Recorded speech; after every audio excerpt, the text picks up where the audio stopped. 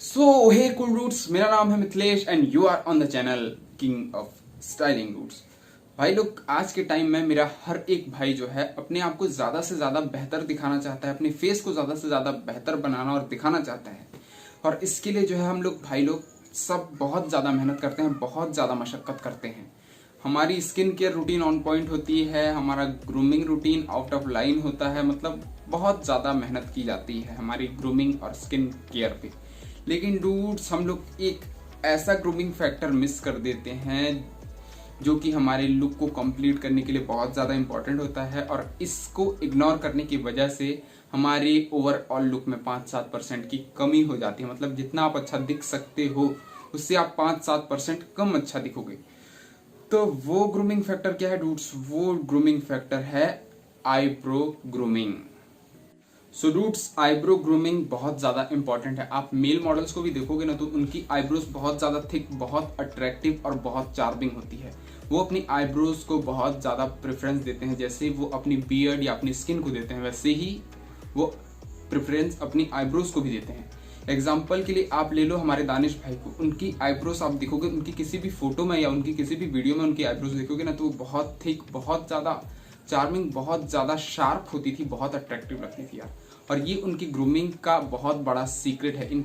इस वजह से उनका फेस बहुत ही ज़्यादा अट्रैक्टिव लगता था। मतलब नॉर्मल किसी इंसान के फेस से आप उनको कंपेयर करोगे ना तो उनका फेस बहुत ज़्यादा अट्रैक्टिव लगता था, सिर्फ इसी एक चीज़ की वजह से। ये बहुत छोटी सी चीज़ है लेकिन ये हमारे लुक में बहुत बड़ा डिफरेंस ला सकती है डूड्स। तो भाई लोग, आज की वीडियो में हम लोग जानेंगे कि हम लोग भी कैसे sharp, deep and attractive eyebrow achieve कर सकते हैं। और डूड्स, इस सब्जेक्ट के बारे में मेरे भाई लोगों के बीच में बहुत सारी मिसकंसेप्शंस एंड मिथ्स हैं और बहुत सारी गलत फहमियां हैं। इनको भी मेरे को दूर करना है, उनके माइंड को क्लियर करना है। सो वीडियो बहुत ज़्यादा इंटरेस्टिंग है, साथ साथ नॉलेजेबल एंड एंटरटेनिंग भी है। तो वीडियो को स्टार्ट करते हैं और जान लेते हैं कि वो टिप्स एंड ट्रिक्स क्या क्या है डूड्स।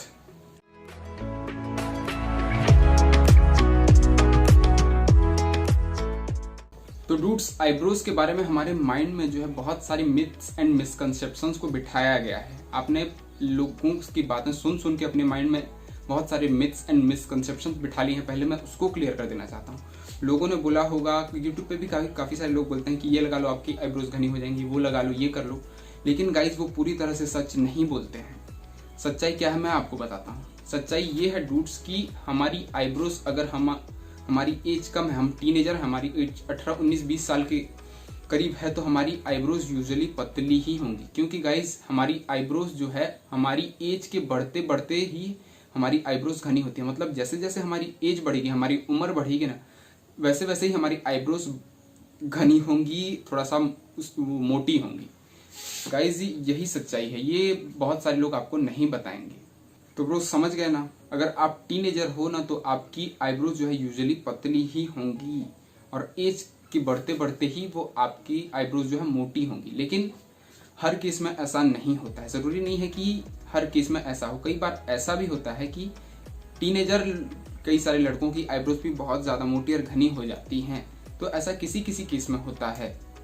जैसे कि ये पूरा सेम बियर्ड केस है डूड। बियर्ड से आप रिलेट कर सकते हैं उसको। मतलब बियर्ड नॉर्मली आप देखोगे तो 21, 22, 23 साल के बाद हमारी बियर्ड ऑटोमेटिकली घनी होना स्टार्ट हो जाती है नॉर्मल केस में।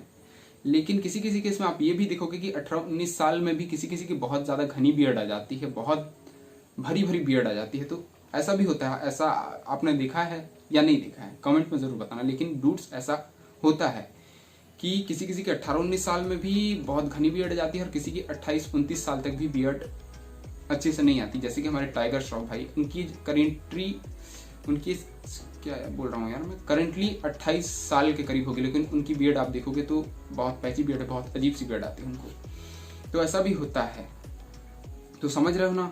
जैसे बियर्ड ग्रोथ है वैसे ही हमारी आईब्रोज की ग्रोथ भी है।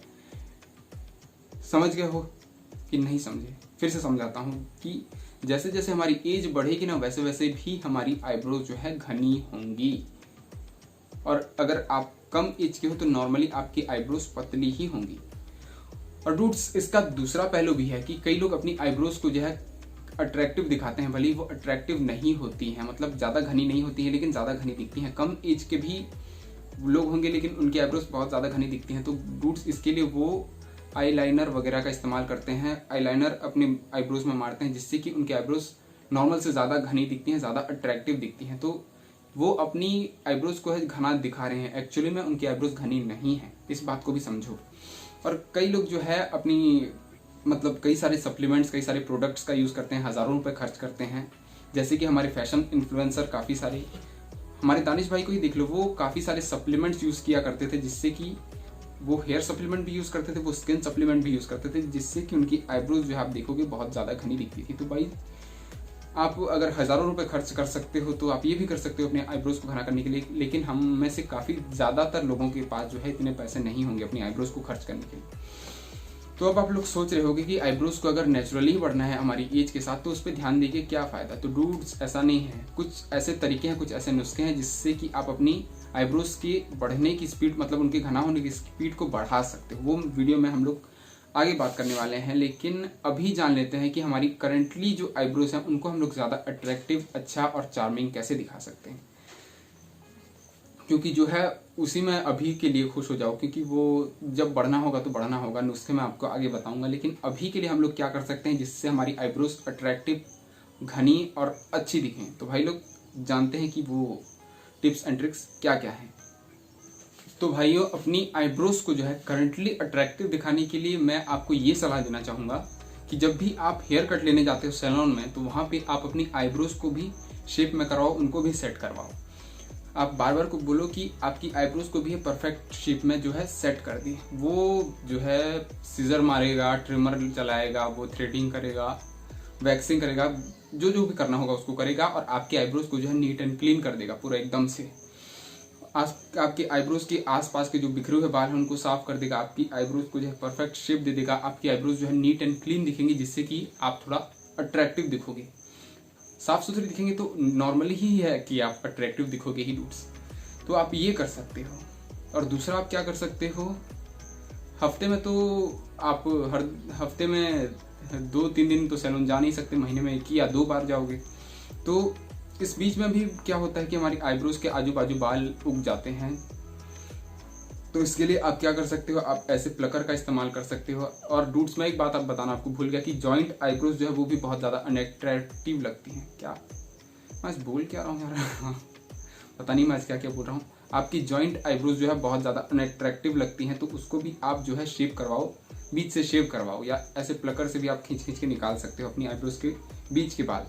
तो भाई मेन चीज़ ये बोलना चाहता हूँ मैं आपको कि आपको अपनी आईब्रोज को नीट एंड क्लीन रखना है, एकदम पूरा मेंटेन रखना है, साफ सुथरा रखना है, तब जाके आपकी आईब्रोज अट्रैक्टिव दिखेंगी। ये हो गई टेम्पररी सलाह। और हाँ, एक चीज़ और भी कर सकते हो आप, जैसे बाकी लोग करते हैं, आप आई लाइनर वगैरह इस्तेमाल कर सकते हो जिससे कि आपकी आईब्रोज टेम्पररी में थोड़ी घनी दिखेंगी, थोड़ी अच्छी दिखेंगी। तो आप आई लाइनर वगैरह यूज़ कर सकते हो, या अपनी आईब्रोज को थोड़ा सा कंघी वंघी भी कर सकते हो। ये थोड़ा फनी हो गया, लेकिन सही में डूड्स आप आई लाइनर यूज़ कर सकते हो टेम्परेरी में, जिससे कि आईब्रोज थोड़ी सी घनी दिखेंगी।